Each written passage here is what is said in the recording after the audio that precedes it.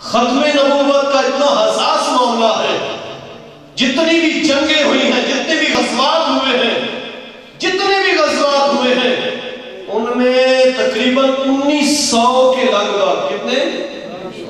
1900 کے لگ بھگ اوپر نیچے کا فگر ہے، صحابہ اور کفار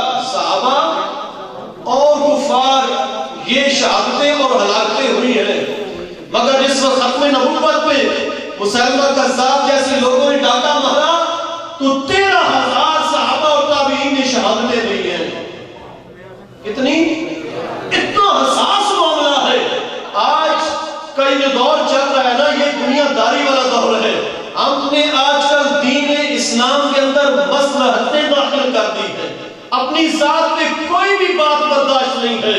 کوئی میرے باپ کو کہانی دے کے تو دکھائے، کوئی میرے بھائی کے بارے میں بات تو کر کے دکھائے، میں پگڑی اتار کے سائڈ میں رکھ دوں گا اور کہوں گا تجھے مجھے مولوی دیکھا ہے، تو نے میرے اندر کا انسان نہیں دیکھا۔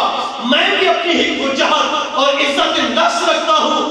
یاد رکھنا میرے رب نے فرمایا لن تنالوا البر حتی تنفقوا مما تحبون۔ حاضرین اکرام، میرے رب نے فرمایا ہرگز تم کامل نیکی نہیں پا سکو گے جب تک اللہ کے راستے میں اس کو خرچ نہیں کرو گے جس کو تم سب سے زیادہ پسند کرتے ہو۔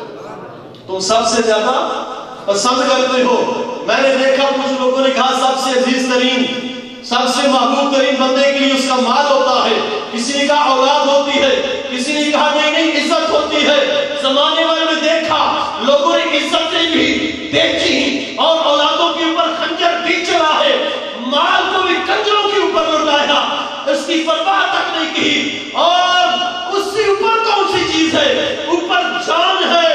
صحابہ جان دے کے بھی کہتے تھے، ایڑیاں رگڑتے ہوئے، گھٹنوں کے بل گرتے ہوئے ربیہ گئے تھے مصطفیٰ کریم کی بارگاہ میں، یا رسول اللہ دسو ہن راضی ہو؟ یا رسول اللہ دسو ہن راضی ہو؟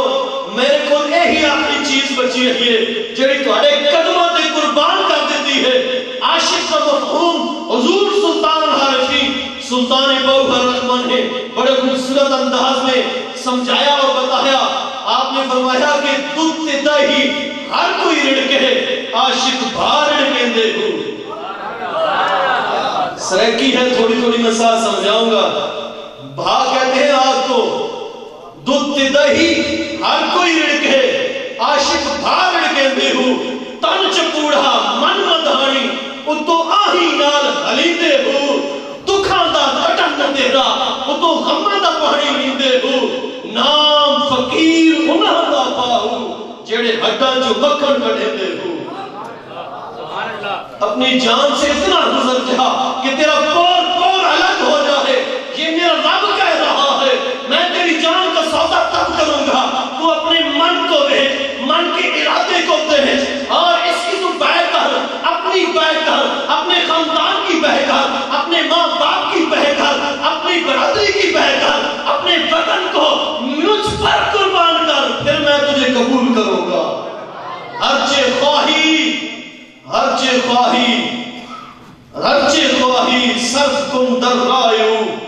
علامہ شیخ سعدی شرازی حافظ پاک نے بڑا خوبصورت جملہ کہا، آپ نے فرمایا ہرچہ خواہی صرف کن در رایو لن تنالوا البر حتی تنفقوا۔ آپ فرماتے ہیں کہ کوئی بھی چاہتا ہے کہ اس کو کوئی چیز دے، اس کو آپ جو بزم میں نے جو بیان شروع کر دیا ہے نا، یہ تو بے قاعدہ طور پہ ہے، اور میں نے بھی پتا ہے بعد اس میری باری کوئی نہیں آنی، اور افسر کی تلاوت کے بعد باقاعدہ طور پہ جو نقیب محفل ہیں وہ آ جائیں گے۔ آخری یہ بھی میرا جملہ ہے، حافظ نے کیا کہا کہ ہر خواہی صرف کن در رایو۔ اللہ اکبر۔ انہوں نے کہا کوئی تم میں سے اگر چاہتا ہے نا اسے کوئی چیز دے، اسے کوئی چیز دے، اللہ کو کوئی چیز دے۔ یہ تو دور چل رہا ہے، یہ دور بے حیائی کی عروج پہ ہے۔ اگر کوئی مجھے نہ کسی پلیٹ کے اندر کوئی گندگی رکھ دے، گدھے کی لیڈ، گھوڑے کی لیڈ اور اونٹ کی لیڈ کے اوپر چاندی کا ورق چڑھا کے دے، جتنا بھی زبردست برتن اور صاف برتن میں اٹھا کے اس کے منہ پہ مار دوں گا، مگر رب کی بارگاہ میں دیتے ہوئے ایک دفعہ ضمیر سے پوچھنا چاہیے کیا جو اس نے مانگا ہے میں وہ دے رہا ہوں؟ جو اس نے مانگا ہے میں ویسا پیش کر رہا ہوں یا جدھر سے ہاتھ پڑتا ہے وہاں سے اکٹھا کر کے پھر میں کہتا ہوں میں نے آج جلسہ کروا دیا، میں نے اپنے والدین کا اصال ثواب کے لیے یہ پروگرام کرا دیا، یہ کر دیا، کہنے والے کا نہیں ساری چیزیں ایک طرف رکھ دے، اپنی جان کو ہتھیلی کے اوپر رکھ کے تو کہہ دے میں صدقے یا رسول اللہ، بس میرے رب نے کہہ دیا ما کان محمد نہیں محمد کان محمد نہیں ہے محمد نہیں ہے محمد، یا اللہ کیوں نہیں ہے محمد؟ محمد کی ماں کا بھی نام لیا جاتا ہے، باپ کا بھی نام لیا جاتا ہے، لوگ شجرے پڑھ کے سناتے ہیں کہتے ہیں ماں کا باپ یہ نام دے تھا، ماں کا یہ نام تھا، دادا کا یہ نام تھا، پردادا کا یہ نام تھا، قبیلہ فلاں تھا، ان کا علاقہ فلاں تھا، ان کی شان یہ تھی، تو کہتا ہے نہیں ہے محمد۔ میرے رب نے فرمایا ہاں میں کہتا ہوں نہیں ہے محمد، نہیں ہے محمد۔ یا اللہ بات سمجھ نہیں ہے، فرمایا ولیکن رسول اللہ، جو تم دیکھتے ہو وہ محمد نہیں ہے بلکہ یہ میری طرف سے بھیجے ہوئے ہیں۔ اللہ اکبر۔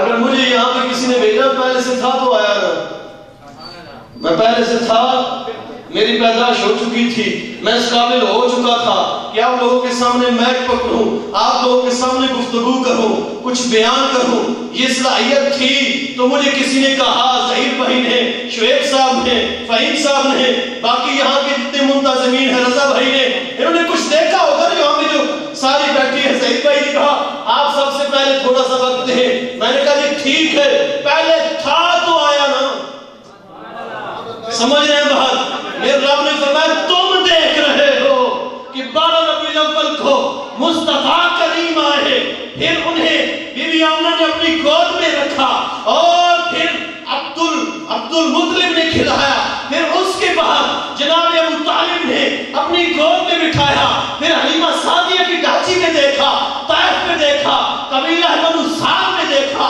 مکہ شہر میں دیکھا، مکہ سے ہجرت کرتے مدینہ المنورہ میں دیکھا، مدینہ المنورہ سے میدان بدر میں جاتے دیکھا، عہد میں دیکھا، حنین میں دیکھا، پیار کرتے دیکھا، تلوار اٹھاتے دیکھا، یہ ساری باتیں دیکھ کے تم نے فاصلے، وقت، ادوار، طور طریقے ماپنے شروع کر دی ہے، نہ نہیں ہے محمد۔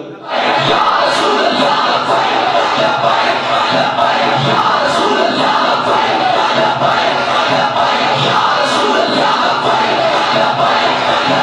یا رسول اللہ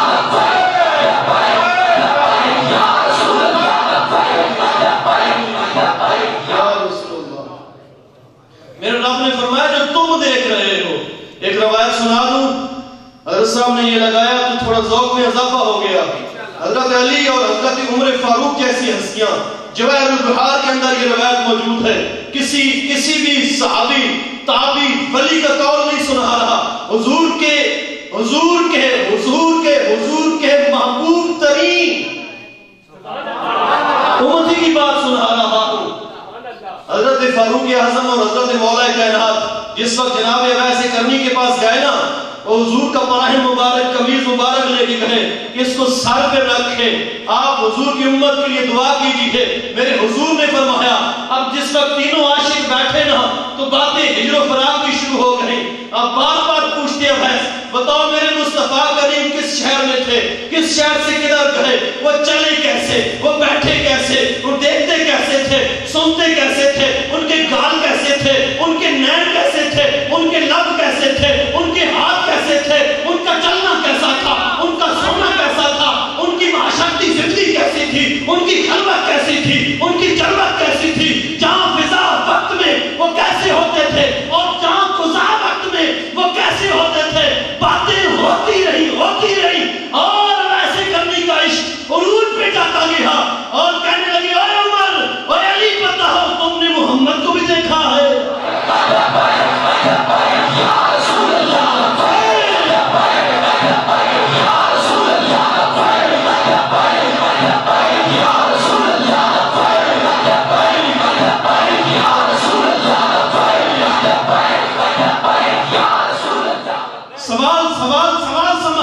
भाई है। सवाल क्या किया, आए अली, आए उमर, कौन जाते हैं, कौन सी जाते हैं जिन्हें 4 घरों में शुमार किया जाता है। एक वो जात है, मुस्तफा करीम ने फरमाया मैं इल्म का शहर, अली उसका दरवाजा, जिसका मैं मोहल्ला उसका अली मोहल्ला। उनसे सवाल कर रहे हैं। कौन सवाल कर रहे हैं, कौन सवाल कर रहे हैं? जनाब वैसे करनी सवाल कर रहे हैं। नारे तकबीर, नारे रिसालत, नारे हैदरी, उलमाए अहले सुन्नत। कौन सवाल कर रहे हैं? जनाबे ख्वाजा अवैसे करनी। सवाल क्या है? अली बताइए, उमर बताइए, क्या आपने मोहम्मद को देखा है? मोहम्मद को भी? जनाब अली ने अपने रहन पे हाथ मार के कहा वैसे करनी, क्या कहते हो? अभी तक तो 1 घंटे से 2 घंटे से 3 घंटे से इस दिन में उन्हीं के बारे में बातें हो रही थी। कभी आप लबों के बारे में पूछते थे, कभी पेशानी मुबारक के बारे में पूछते थे, कभी उनके चलने के बारे में, कभी सुनने में, कभी बोलने में, चाल ढाल और काल उसने किरदार के हवाले से आप सवाल कर रहे थे। हम बता रहे थे, बता इसलिए रहे थे कि हम उनके साथ हज़र में भी थे, सफर में भी थे, अमन में भी थे, जंग में भी थे। हर वक्त, हर लम्हा, हर लहजा, हर घड़ी मुस्तफा करीम की जात के साथ थे। आप कैसा सवाल कर रहे हो कि मोहम्मद को भी कभी देखा है? मोहम्मद सल्लल्लाहु अलैहि वसल्लम, हाँ हाँ देखा है। जनाब ख्वाजा वैसे करनी के इश्क पे कुर्बान जाऊं, मेरा जुमला नहीं है, जो अहले बुखार ने इसको नकल किया है, वो चाहने और उनके काम जाने सुनाने लगा हूं, आपकी समातों की नजर करने लगा हूं। आपने क्या कहा? नहीं नहीं अली, जो आपने देखा है, जो उमर ने देखा है, वो मोहम्मद नहीं थे, मोहम्मद का साया था।